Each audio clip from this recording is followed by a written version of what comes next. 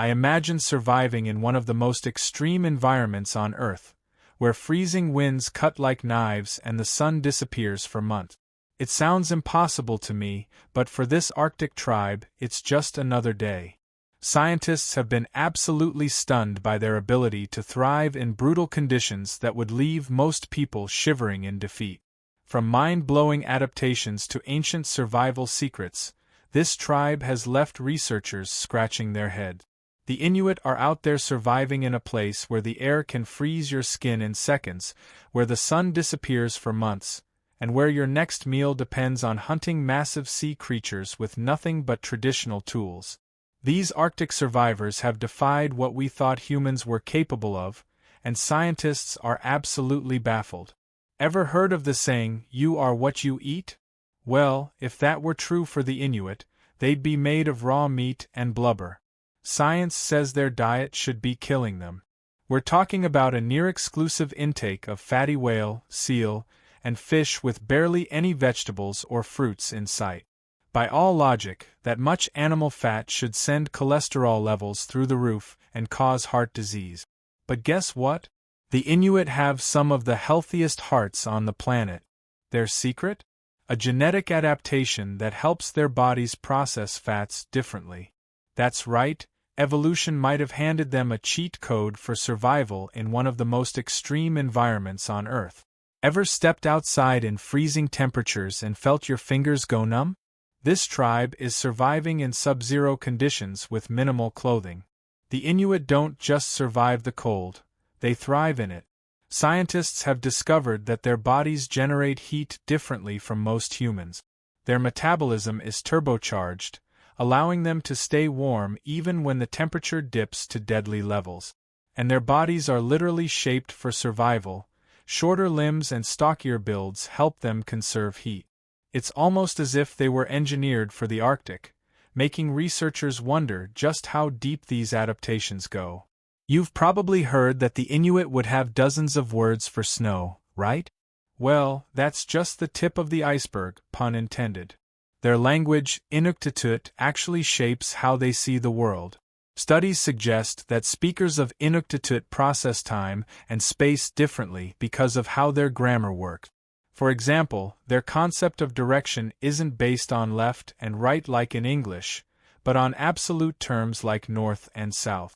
This means that an Inuit elder could be blindfolded, spun in circles, and still point north without hesitation. Scientists still don't fully understand how this works, but one thing is clear. The Inuit have a connection to their environment that goes beyond what we thought was possible. So, are the Inuit living proof that humans can evolve to master any environment? Or are they holding on to ancient knowledge that modern science has yet to understand? Let me know what you think in the comments, and don't forget to like and subscribe for more mind-blowing discoveries. The Inuit might have adapted to the harshest conditions on Earth, but their story isn't the only one that has left scientists speechless. The cargo cults are yet another mystery. Sometimes human belief takes an even stranger turn. This is a group of people witnessing technology so advanced that it might as well be magic. Now, what if they started worshipping it?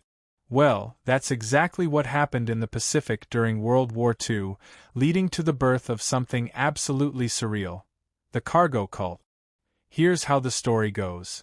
These folks had lived their entire lives on an isolated island with no cities, no electricity, no modern tools, just the land and the sea.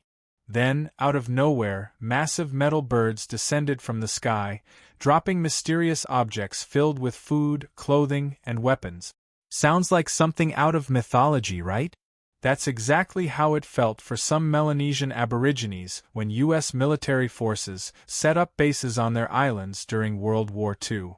These cargo drops weren't just supplies, they were miracles, and the people receiving them? They weren't just humans. To the tribes, they were divine beings. Now, here's where things get even stranger. The tribes quickly noticed a pattern. The Americans always received the cargo, so they did what any devoted followers would do. They started copying them. The Melanesians built wooden replicas of watchtowers, runways, and even airplanes, hoping to summon the cargo from the sky. They marched in formations, mimicked military drills, and even painted USA on their bodies, believing it was some kind of sacred symbol. But there was one small problem. No matter how much they imitated the soldiers, the cargo never returned. When the war ended, the U.S. military packed up and left, taking their supplies and their miracles with them. But for the tribes, this wasn't just an army leaving. It was their gods abandoning them. Some even believed the soldiers had stolen their deities, taking the cargo back to another world. Desperate to reconnect, they continued performing their rituals, waiting for the sky to open up once more. But the parachutes never came back. While modern anthropologists now use the term cargo cult to describe blind imitation, for the people who lived it, this wasn't just a metaphor, it was a reality they couldn't escape. The Melanesians weren't the only group to leave researchers stunned. Deep in the jungles of northeast India, the Naga tribe has a history so intense that it's almost hard to believe. These are the Naga people, a collection of over 40 tribes spread across the border between India and Myanmar. While they might seem like just another indigenous group living off the land, their past reveals something much darker, something that has fascinated and terrified outsiders for centuries. From ancient times to the present, the Naga have relied on hunting and agriculture to survive, but their hunters weren't just skilled, they were legendary. Stories tell of Naga warriors fighting tigers with their bare hands, a feat that cemented their status as some of the fiercest fighters in the region. Beyond their reputation in battle, the Naga are also highly skilled artisans, excelling in pottery and blacksmithing. Despite their warrior culture, their society was entirely ruled by men. While men held authority, women weren't treated as servants. They had their own rights and responsibilities, particularly in managing households and raising children.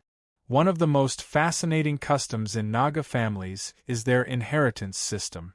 When the eldest son marries, the family home is passed down to him, while the parents move out and build a new house for themselves. For the most part, the Naga seem to lead quiet, self-sufficient lives, but this is where things take a shocking turn. Up until nearly the end of the 20th century, the Naga were infamous for one of the most brutal traditions ever recorded: headhunting. This wasn't just about warfare. Taking an enemy's head was a rite of passage, a way to gain status and honor in the community. The more heads a warrior collected, the more respect he earned, and his body was often covered in tattoos to show off his victories. These gruesome trophies were a symbol of power, a tradition so deeply ingrained that it persisted for centuries. As time went on, the world around them changed, and the practice of headhunting was eventually outlawed.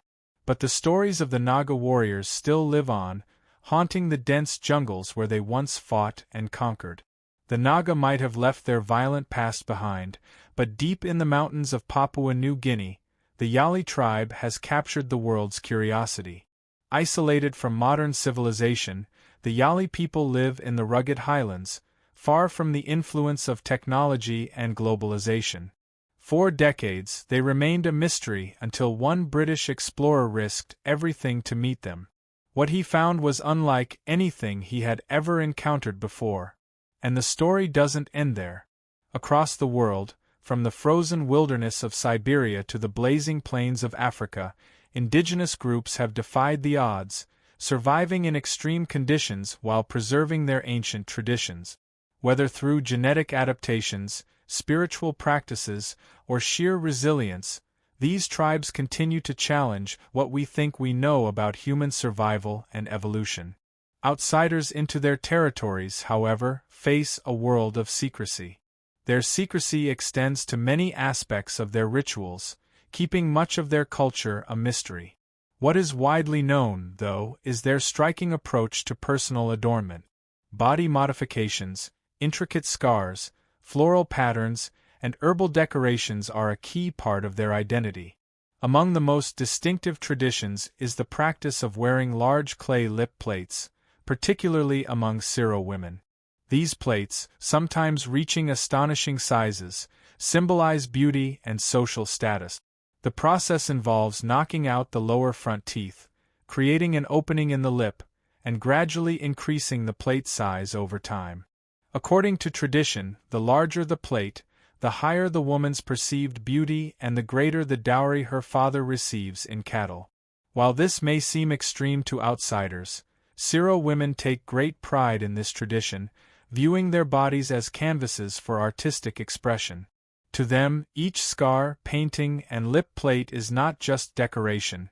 It is a symbol of identity, resilience, and cultural pride. Moving from the Syro to their neighbors, the Mursi tribe of Ethiopia, the striking tradition of lip plates continues, but with an added edge. The Mursi tribe is unlike any other, and their traditions leave outsiders both fascinated and intimidated. One of their most striking customs is the use of enormous clay lip plates worn by women as a symbol of beauty and status. These discs can reach astonishing sizes, stretching the lower lip far beyond what most people would believe possible. To the Mursi, the larger the plate, the greater the prestige, and the more desirable a woman becomes. But make no mistake, the Mursi are not just known for their bold fashion choices. In this remote and rugged region, survival depends on strength, and the Mursi have made sure they are well equipped. Unlike many other indigenous groups, they are heavily armed, often seen carrying AK-47s as they move through their territory. Firearms have largely replaced traditional weapons, not just for hunting, but for protection. Cattle rearing is a common practice, and territorial disputes frequently erupt into violent clashes. Here, conflict is not just an unfortunate reality, it's woven into the culture, a test of power and resilience that has shaped their identity for generations. Outsiders who attempt to visit the Mursi do so at their own risk.